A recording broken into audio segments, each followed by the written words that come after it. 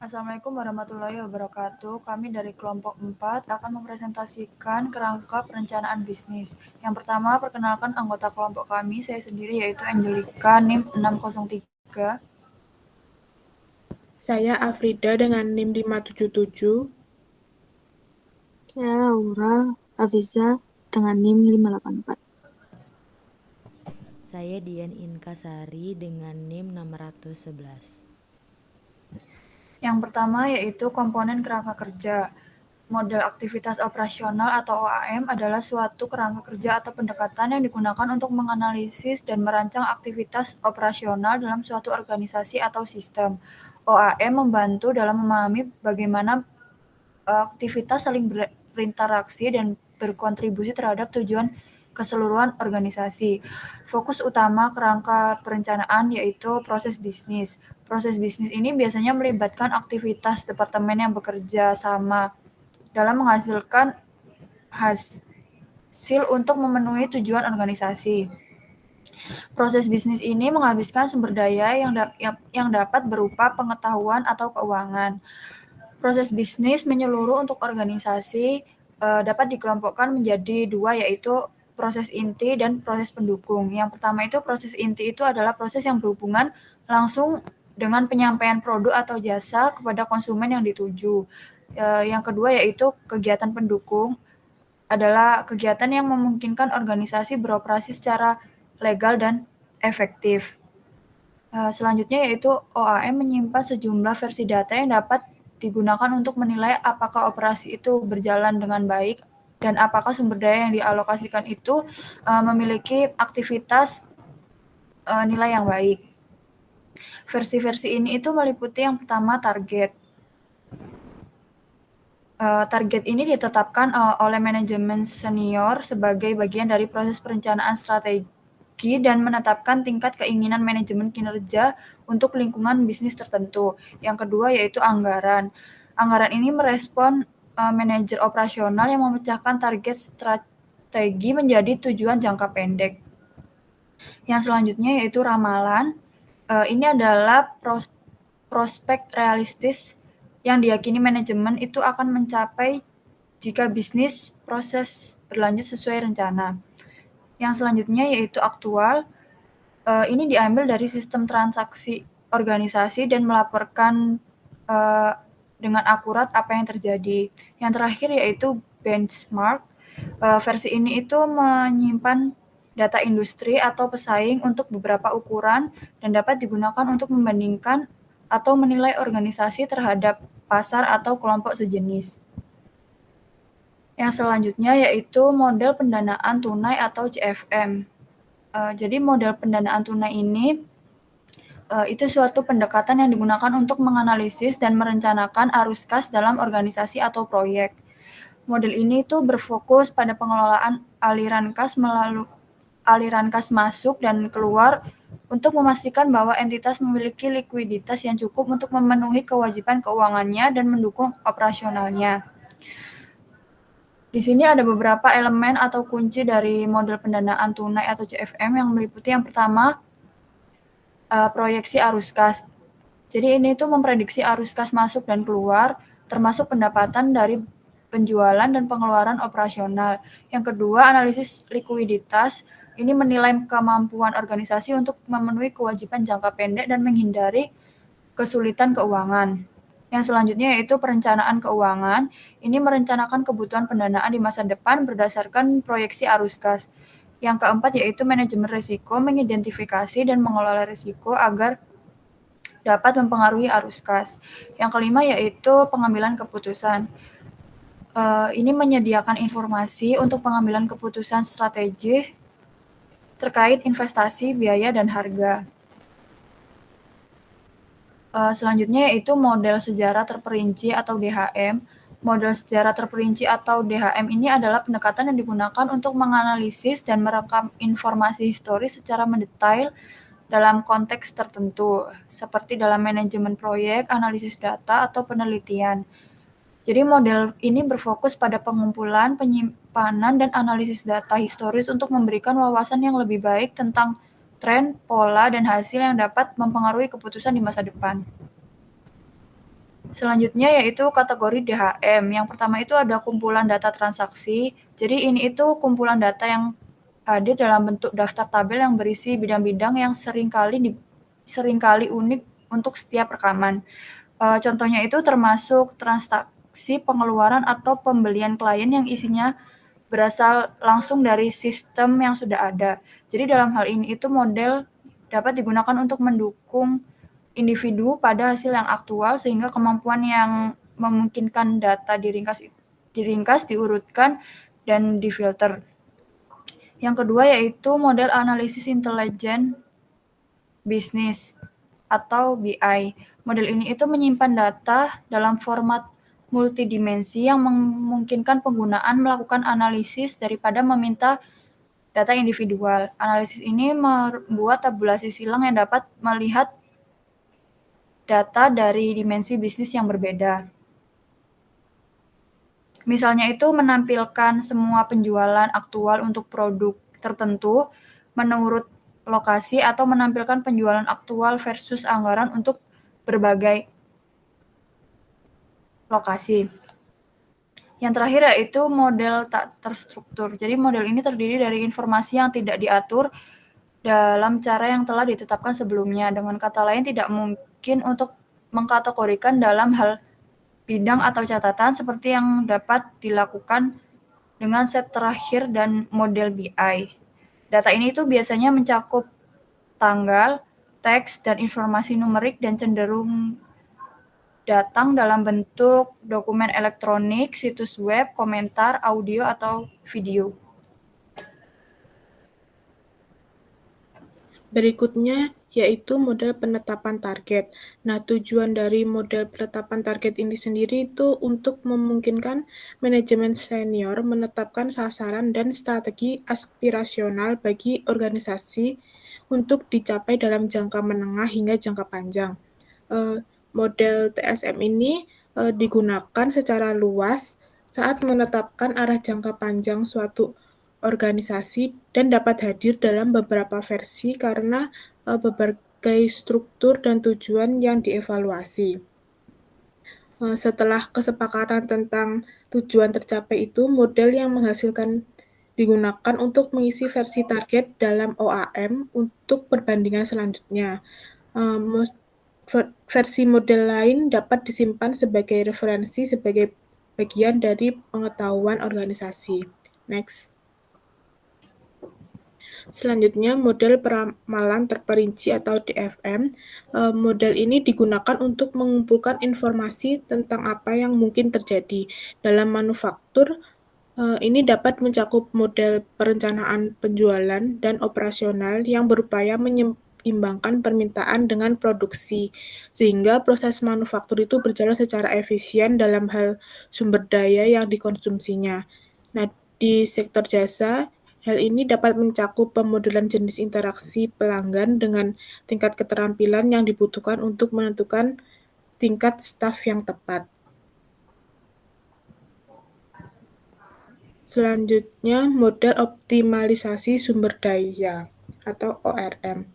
Model ini menunjukkan bagaimana sumber daya yang ditetapkan dapat dioptimalkan sesuai dengan perkiraan. Dalam organisasi yang kompleks, hal ini mungkin memerlukan algoritma spesialis yang dapat mengulangi berbagai skenario sebelum menghasilkan hasil atau penggunaan sumber daya yang paling efektif. Ringkasan dari ORM ini sendiri kemudian diteruskan ke OAM untuk dibandingkan dengan data aktual anggaran dan juga target. Next. Selanjutnya ini model pengukuran kinerja atau PMM. Sebagian data dalam laporan ini itu kemungkinan besar berasal dari OAM karena hal ini menyimpan banyak informasi penting mengenai kinerja. Meskipun model perakiraan dan sejarah pendukung mungkin dapat memberikan beberapa wawasan khusus. Model ukuran kinerja ini memiliki hubungan langsung dengan model lain, serta data pasar eksternal atau media sosial. Model ini kemudian diperkaya dengan kalkulasi dan juga analisis. Maka dari itu, output dari model ini berupa berbagai format termasuk isi, bagan, varian, peta strategi, dashboard, kartu skor, dan kombinasi dari semua tersebut. Poin terakhir yang paling penting, karena catatan ditampilkan akan menentukan bagaimana informasi dinilai dan tindakan apapun yang dapat dipicunya. Untuk itu laporan juga harus dapat menangani catatan, komentar, lampiran, dan juga yang lainnya. Next. Selanjutnya ada model peningkatan strategi atau SIM. Nah, jadi organisasi itu tidak boleh tinggal diam atau berpuas diri. Solusi alternatif, teknologi, dan pesaing dengan model bisnis yang lebih baik akan terus-menerus menggerogoti kemampuan organisasi untuk mencapai tujuannya. Karena alasan ini, manajemen senior dituntut untuk terus berupaya meningkatkan proses bisnis yang sudah ada, serta mempertimbangkan pasar atau produk alternatif yang dapat dimasukinya untuk mencapai tujuan. Nah, jadi menurut Michael Porter, model bisnis setiap organisasi itu harus unik karena model bisnis tersebut menjadi dasar bagaimana perusahaan tersebut memperoleh keunggulan kompetitif atas perusahaan lain yang beroperasi di pasar yang sama. Misalnya, jika perusahaan A bergerak di bidang bisnis yang sama dengan perusahaan B, agar salah satu perusahaan memperoleh keunggulan atas perusahaan lain, penawaran kepada calon pelanggan harus memiliki nilai lebih untuk harga tersebut dibandingkan dengan harga yang ditawarkan oleh perusahaan lain. Satu-satunya cara agar perusahaan dapat melakukan hal ini secara berkelanjutan adalah dengan meningkatkan cara mereka memberikan nilai tambah dan dengan demikian meningkatkan operasi perusahaan.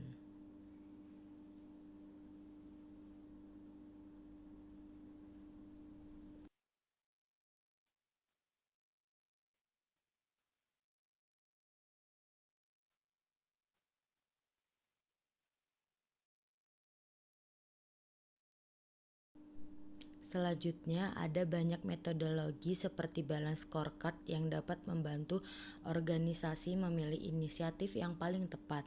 Meskipun setiap metodologi itu memiliki terminologi spesifiknya sendiri, metodologi tersebut cenderung memiliki pendekatan umum, yaitu memandang inisiatif sebagai peta sebab akibat atau peta strategi. Metode apapun yang dipilih keduanya harus dikaitkan dengan OAM dan CFM, karena keduanya membentuk rencana keseluruhan tentang bagaimana organisasi bermaksud mencapai tujuannya.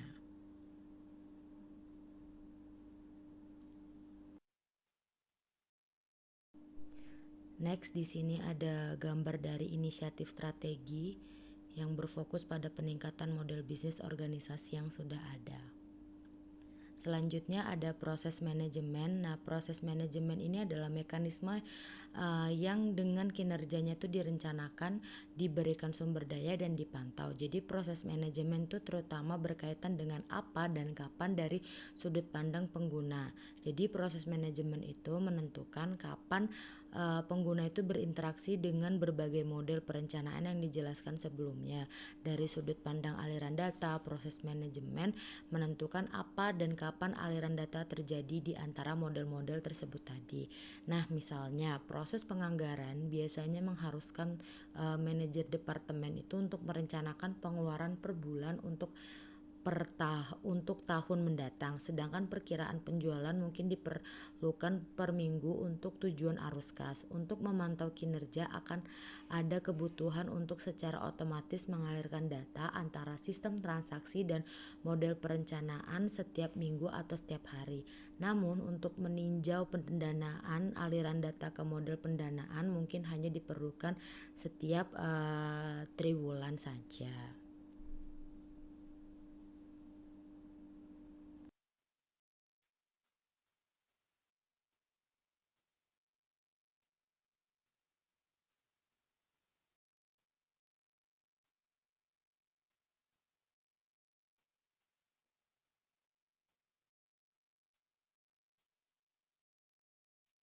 Nah, selanjutnya di sini ada proses manajemen kinerja bersatu untuk membantu proses tunggal dan bertujuan untuk pelaksanaan strategi. Bisa dilihat ya guys. Lalu next ada pengetahuan.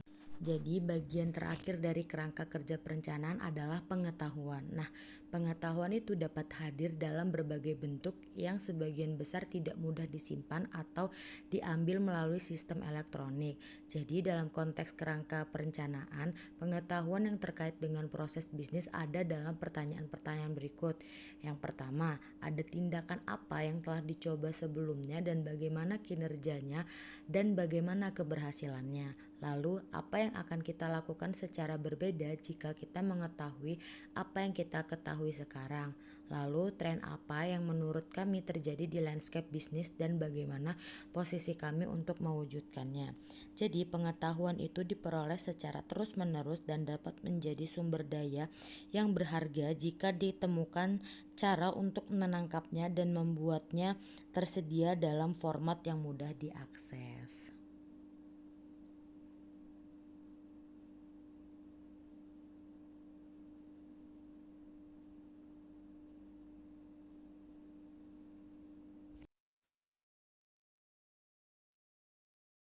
Lalu selanjutnya ada pelaporan dari kerangka perencanaan.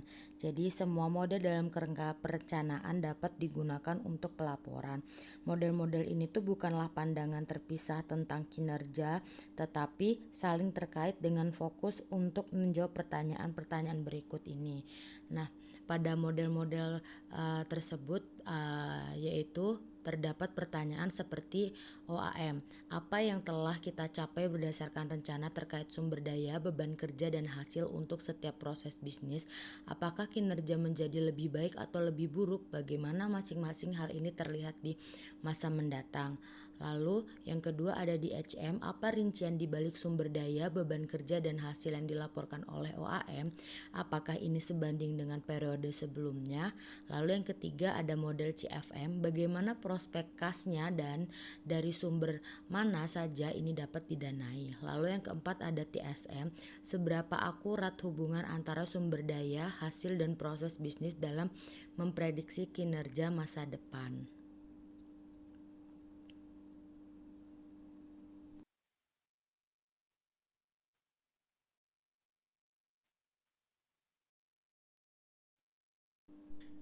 Lalu selanjutnya ada model ORM, bagaimana proses bisnis dapat dioptimalkan sebaik-baiknya untuk menghasilkan hasil yang direncanakan. Lalu yang terakhir ada SIM, yaitu perubahan apa yang perlu kita buat dan apakah sudah sesuai rencana. Nah, itu Selanjutnya ada studi kasus dari PT Unilever. PT Unilever Indonesia adalah salah satu perusahaan multinasional yang bergerak di bidang produk konsumen. Dalam menjalankan operasionalnya, perusahaan menghadapi tantangan dalam mengelola anggaran agar tetap efisien, mengoptimalkan keuntungan, dan memastikan pertumbuhan berkelanjutan. Namun pada tahun tertentu, Unilever mengalami ketidakseimbangan dalam anggaran akibat kenaikan biaya produksi, fluktuasi nilai tukar, dan perubahan tren konsumen. Hal ini menyebabkan biaya operasional meningkat tanpa peningkatan pendapatan yang sebanding. Next. Untuk identifikasi masalah, yang pertama ketidakseimbangan antara biaya produksi dan pendapatan, yaitu ada kenaikan bahan baku dan biaya logistik yang menyebabkan margin keuntungan menurun. Kemudian kurangnya fleksibilitas dalam penganggaran, perusahaan menggunakan metode anggaran statis yang kurang responsif terhadap perubahan pasar. Kemudian prediksi permintaan yang tidak akurat, yaitu terjadi kesalahan dalam memperkirakan penjualan menyebabkan kelebihan atau kekurangan stok. Kemudian yang terakhir kurangnya transparansi dalam alokasi anggaran. Beberapa divisi mengalami pemborosan akibat kurangnya pengawasan yang ketat. Untuk mengatasi masalah ini, PT Unilever menerapkan kerangka perencanaan bisnis dengan pendekatan berikut. Yang pertama, penyusunan anggaran berbasis nol atau zero-based budgeting. Setiap divisi menyusun anggaran dari nol setiap tahun. Harus menyusul harus menyusun anggaran dari nol setiap tahun, bukan berdasarkan anggaran tahun sebelumnya.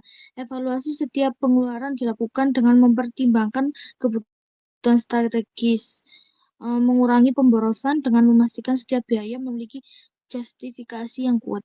Kemudian penggunaan teknologi dalam perencanaan keuangan, mengadopsi enterprise resource planning untuk mengintegrasi data keuangan produksi dan pemasaran, yaitu dengan menggunakan big data atau AI untuk menganalisis tren pasar dan membuat proyeksi anggaran yang lebih akurat. Dan penganggaran fleksibel atau flexible budgeting, yaitu dengan menyesuaikan anggaran berdasarkan perubahan pasar dan kondisi ekonomi. Perusahaan harus memiliki skenario alternatif untuk menghadapi berbagai kemungkinan seperti kenaikan harga bahan baku atau perubahan permintaan konsumen. Dan yang terakhir, peningkatan transparansi dan pengawasan anggaran dengan menerapkan sistem audit internal yang ketat untuk mengawasi pengeluaran setiap divisi, dengan mengadakan rapat bulanan untuk mengevaluasi kinerja keuangan dan melakukan penyesuaian jika diperlukan. Next. Untuk kesimpulan dari materi hari ini, yaitu kerangka perencanaan bisnis dalam penganggaran perusahaan memastikan efisiensi alokasi sumber daya dan keberlanjutan keuangan. Model seperti OAM, CFM, dan DFM digunakan untuk menganalisis operasional, mengelola likuiditas, serta memprediksi kebutuhan anggaran dengan mengoptimalisasi sumber daya dan pengukuran kinerja. Perusahaan dapat mengambil keputusan yang lebih akurat, mengurangi risiko keuangan, dan mencapai pertumbuhan yang berkelanjutan.